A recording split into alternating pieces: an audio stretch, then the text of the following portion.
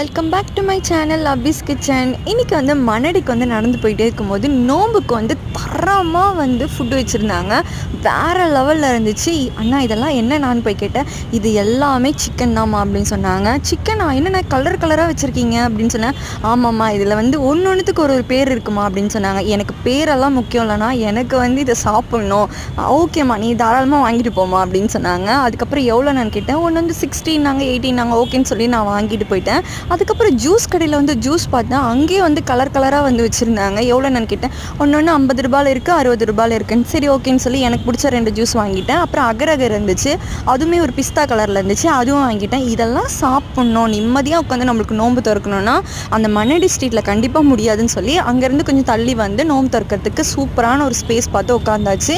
ஓகேன்னு சொல்லி டைமும் ஆகிடுச்சு. நோன்பு திறக்கிறதுக்கு நம்ம எல்லாமே ட்ரை பண்ணி பார்த்தோம். ரொம்ப சூப்பராக இருந்துச்சு. நீங்களும் கண்டிப்பாக மிஸ் பண்ணாமல் மணடி ஸ்ட்ரீட்